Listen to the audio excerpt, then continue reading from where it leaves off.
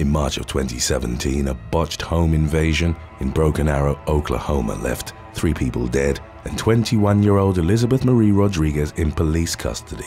The latter had reportedly conspired with 3 teenage accomplices to carry out a home burglary on the day in question. While Rodriguez served as the getaway driver, the other 3 were tasked with breaking into the home, which they did on the morning of March the 24th, before making off with speakers they found in the garage. Rodriguez would later tell investigators that they were greedy and thus decided to return to the same house later that night. Dressed in all black, the teen trio forced their way into the residence through the back door, but this time they were met by the homeowner's son, 23-year-old Zachary Peters, who was awakened by the sound of loud bangs in the house. He grabbed his father's rifle and crept down to the kitchen, where he encountered the 3 intruders and opened fire. Peters subsequently called 911, and when the police showed up a short time later, they found the thieves identified as Maxwell Cook, Jacob Redfern, and Jacob Woodruff, all dead from the gunshot wounds they'd sustained. Rodriguez was arrested for devising the plan for the home invasion as well as for her role as the driver. In a jailhouse interview with local media, the young woman admitted that she knew the burglaries were wrong and stupid and didn't begrudge Peters' actions either, saying, "I don't blame him. I understand why he did what he did." In the wake of her co-conspirators' deaths, Rodriguez not only faced burglary charges but also 3 counts of first-degree murder. She agreed to a plea deal which reduced the charge to second-degree murder. In October of 2018, she was given 45-year prison sentences for each count, which were ordered to run simultaneously. Number 5. Eric Eugene Washington. Shortly before 11:30 p.m. on January the 5th of 2023, an armed robber entered Ranchitos Taqueria in Houston, Texas, demanding money from customers. As the masked man was leaving, however, one of the patrons pulled out a gun and fatally shot him. When police subsequently arrived and launched an investigation, detectives relied heavily on the restaurant's surveillance cameras, which had captured the incident in its entirety. The shooter, who wished to remain anonymous, reportedly collected the stolen money from the incapacitated robber, then returned it to the other customers before leaving the scene. After speaking with the 46-year-old, the police decided not to arrest or charge him. A few days later, the armed patron's attorney released a statement on his behalf detailing the personal anguish he'd experienced following the shooting, which he said would burden him for the rest of his life. Despite his emotional turmoil, he also expressed his belief that his actions were justified and that a grand jury would choose not to indict him in connection to the deadly incident. While many thought of the armed diner as a good Samaritan who thwarted a crime in progress, others didn't view him in such a reverent light. There were some who thought he should in fact be charged with murder because after shooting the suspect, 30-year-old Eric Eugene Washington, 4 times in the back, the diner walked over to Washington on the ground and fired an additional 5 rounds, including one in the back of his head. It was also determined that Washington had actually been armed with a fake gun during the robbery. As of the latest developments, the legal proceedings were at a standstill until a grand jury could review the case and decide on the shooter's fate. Number 4. Justin Martin. On New Year's Eve in 2011, teen mom Sarah McKinley heard someone banging on the front door of her home in Blanchard, Oklahoma. While it wasn't customary for people in the rural community to lock their doors, 18-year-old McKinley had grown concerned that someone was breaking in to steal her late husband's prescription medication. As was divulged in court documents, McKinley's 58-year-old husband, Kenneth, had passed away on Christmas Day following a bout with lung cancer. In the days that followed, she started noticing that some of his pills had gone missing. The pain meds, it would later emerge, were being swiped by 24-year-old Justin Martin, who was the individual banging on McKinley's door in the middle of the afternoon on New Year's Eve. The man was reportedly armed with a 12-inch hunting knife, prompting McKinley to immediately dial 911. The rural sections of Grady County, such as Blanchard, are only patrolled by 3 sheriff's deputies at a time, according to subsequent reports. Due to the dearth of on-duty officers, as well as the fact that McKinley's home sat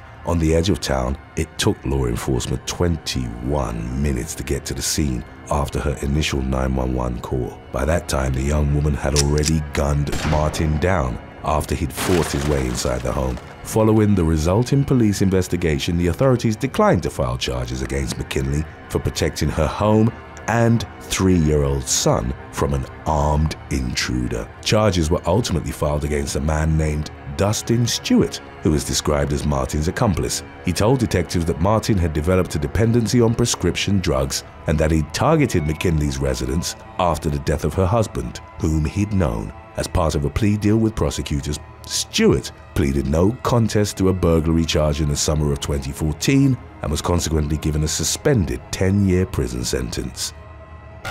Number 3. Ricky Martinez. In 2019, a silent alarm during the early hours of Christmas morning alerted the police in San Jose, California, to a crime in progress in the 1200 block of East Santa Clara Street. Upon arrival, law enforcement found 31-year-old Ricky Martinez lying in the middle of the road in critical condition.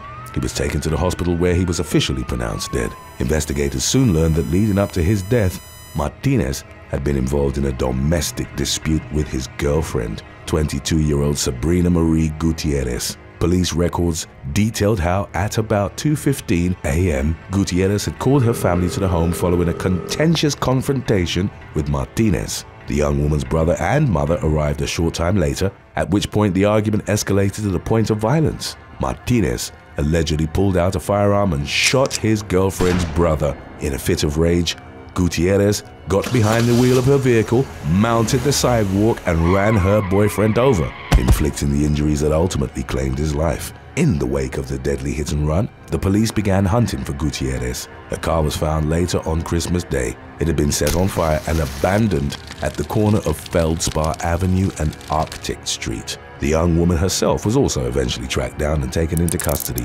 whereupon she was held without bond on a murder charge. Number 2. Littleton Neves Moraira.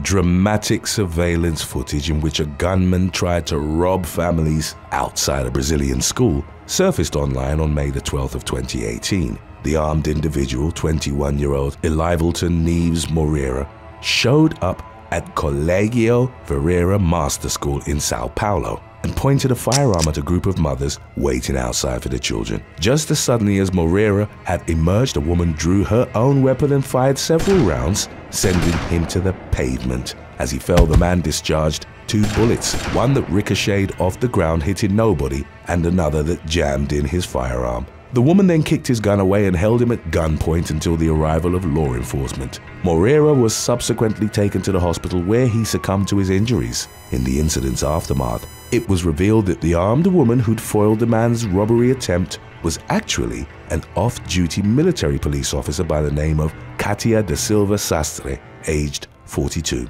At the time of the shooting, Sastre had reportedly been on her way to a Mother's Day party at the school with her 7-year-old daughter. Sastre, a 20-year police veteran and mother of 2, was widely commended for her valiant actions, including during a formal ceremony at her police station, which was attended by the governor of Sao Paulo.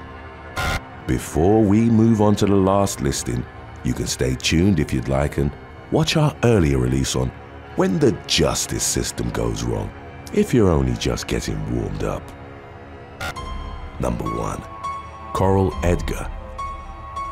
An English model set a honey trap for her drug-dealing ex-boyfriend, then unleashed a barbaric attack on him on July the 24th of 2020. It was revealed in court that 26-year-old Coral Edgar sent her former partner, Lee McKnight, intimate messages via Snapchat to lure him to her home in Carlisle, Cumbria. Upon his arrival, however, McKnight, also 26 at the time, was subject to brutal torture at the hands of Aaron Graham and Jamie Lee Roberts. The latter 2 were described as extra muscle, recruited by Jamie Davison to carry out the attack. Davison was identified as a middleman in an alleged £500,000 a year drug-dealing operation with which McKnight was also involved. The victim allegedly owed Davison thousands of pounds in unpaid drug debts, so Edgar was enlisted to set the trap in order to make an example of him. Graham and Roberts tied McKnight to a chair and beat him to the brink of death. Then, while he was still clinging to life, McKnight's assailants tossed him into a river south of Carlisle, where he drowned. A few hours later, his body was discovered by a nearby farmer, who contacted the authorities. The autopsy revealed the presence of 36 separate wounds on the victim's head, as well as a broken skull and multiple fractured ribs. It was also determined that McKnight had been whipped with a riding crop belonging to Edgar's mother, who'd purchased it at an adult toy shop. The ensuing homicide investigation led to the arrest and prosecution of 6 suspects. Edgar for setting the deadly trap, Graham and Roberts for inflicting the physical abuse and dumping McKnight's body in the river, the latter's father for destroying evidence, Edgar's mother for allowing the killers to use her car during the commission of the crime, and Davison for orchestrating the entire revenge plot. Each of the defendants was ultimately jailed for life with varying minimum terms. Edgar was ordered to serve at least 13.5 years before she could be considered for early release, while Davison would need to spend at least 30 years behind bars, which was the most severe punishment handed down by the judge. Number 5.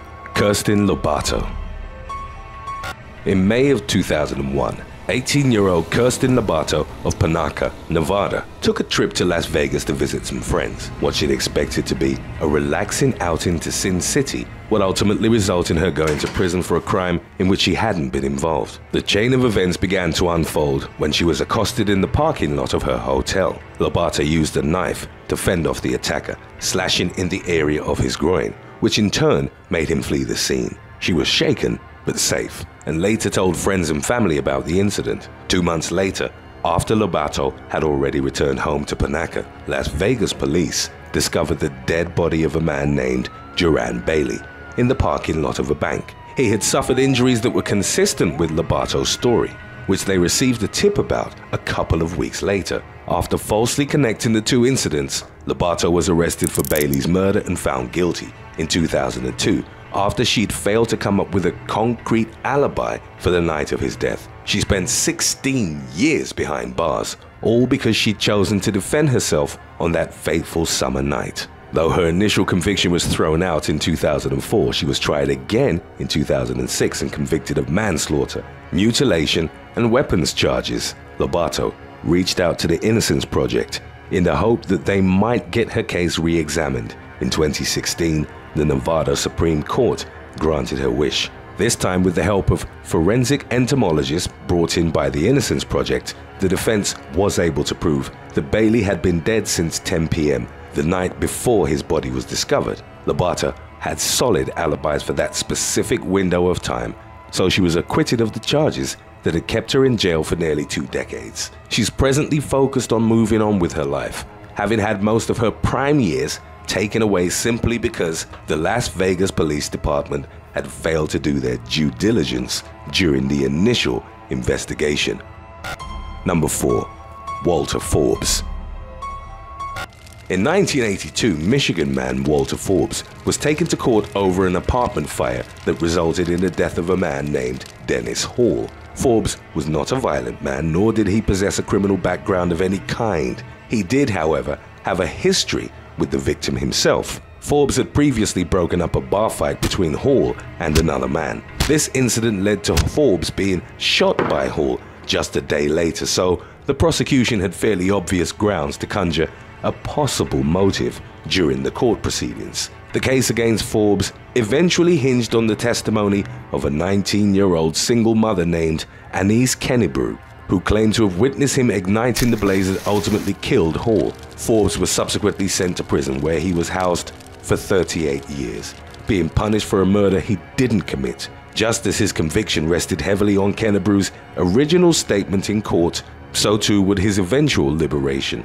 On June the 8th of 2020, Kennebrew decided to recant her testimony, admitting that it was all a fictitious statement. She claimed to have been threatened by 2 men leading up to Forbes' trial, and that if she hadn't testified against him, they'd come after her. After getting diagnosed with cancer nearly 40 years later, Kennebrew wanted to get the burden of the lie off her chest while she still had the chance. Forbes had worked with the Michigan Innocence Clinic for 10 years before he was ultimately released. He became a free man in 2020 and claimed to have forgiven everyone involved in his wrongful conviction, including Anise Kennebrew, the woman who'd been pressured into telling a lie that sent him to jail for the majority of his life.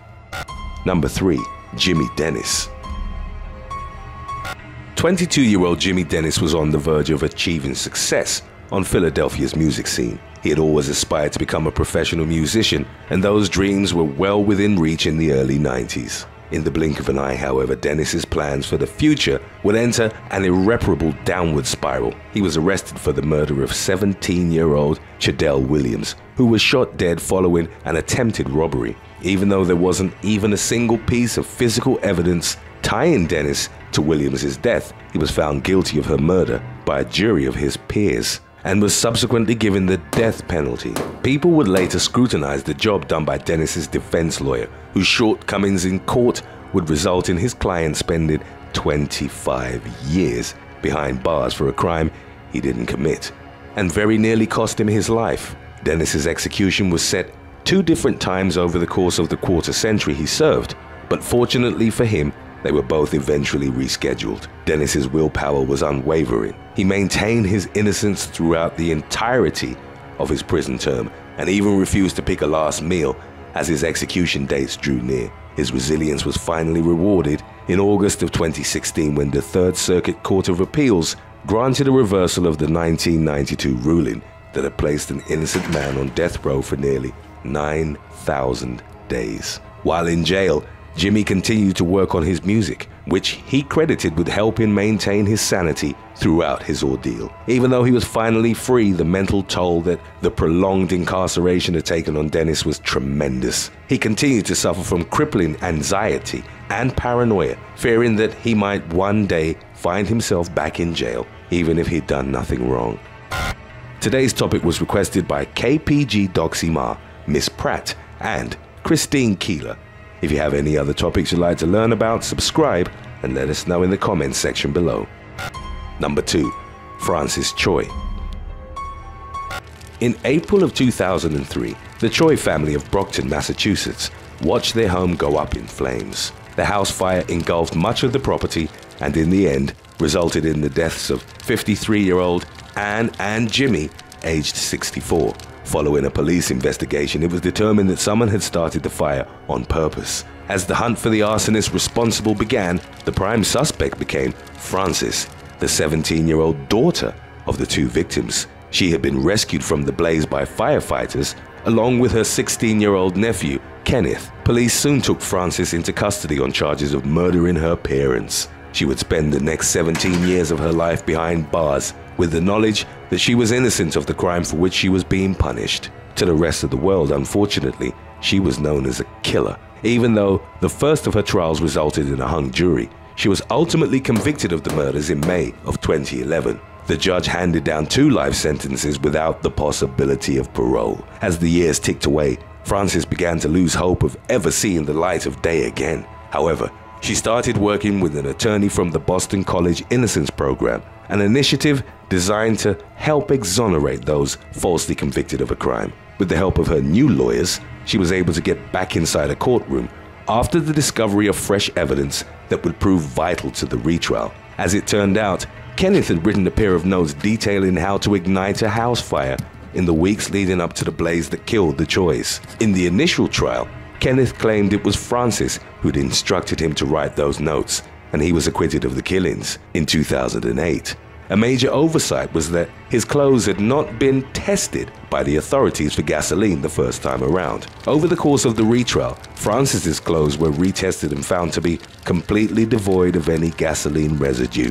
The same could not be said for Kenneth, who'd fled to Hong Kong upon hearing news that the case was reopened. Francis's sentence was erased, and she was finally freed from her wrongful imprisonment. One of the more eye-opening revelations of the retrial was the discovery of racist and sexist emails sent between the prosecuting attorneys during Francis's first trials. They held a significant personal bias against her simply because she was an Asian female, an aspect that could very well have played a part in her initial conviction. While in prison, Frances earned her bachelor's degree and was eager to restart her life following her exoneration. Even so, she'd never get back those 17 years spent in jail, years that were stolen from an innocent teenager.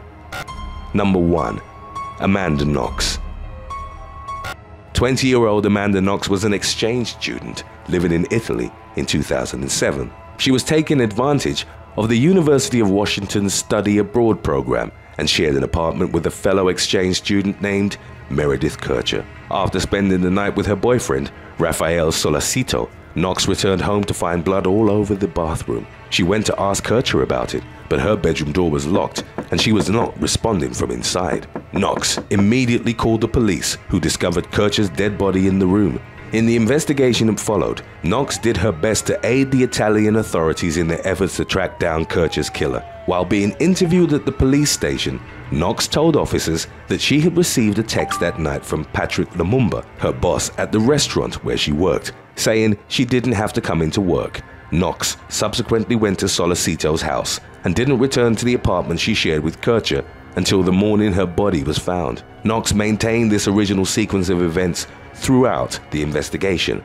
Despite her solid alibi, Knox was being portrayed negatively in the Italian media, and the investigating officers were consistently hostile and accusatory towards her during their interactions. After hours and hours of psychological pressure and, to some degree, manipulation, the police forced Amanda into implicating herself, her boyfriend, and her boss in Kircher's murder. They were all arrested, though Lumumba was eventually released. Knox was sentenced to 26 years behind bars, while Solicito faced 25 years himself. Meanwhile, a man named Rudy Guede was found guilty on the charge of murdering Meredith Kircher after his bloody fingerprints were discovered in the apartment. Guede had been in jail just days before the killing, serving time for burglarizing a nursery school in Milan while wielding an 11-inch long kitchen knife. American forensic experts publicly contested Knox's conviction by Italian prosecutors, saying the evidence at the scene of the crime simply didn't support the notion that she was involved in any way. After 4 years spent in an Italian prison, both Knox and Solicito were granted their rightful freedom in 2011, though it wasn't until March of 2015 that they were officially exonerated of all charges. The memoir Amanda wrote, documenting her harrowing experiences, became an international bestseller, and she now hosts a show on Facebook, Watch, that's centered on stories of women who were publicly shamed. She uses the character assassination she had faced at the hands of the Italian mainstream media to inform her perspective on the subjects of her program. Thanks for watching. Would you rather get one annual paycheck and have to budget your year very meticulously, or only have access to your car once a week? Let us know in the comments section below.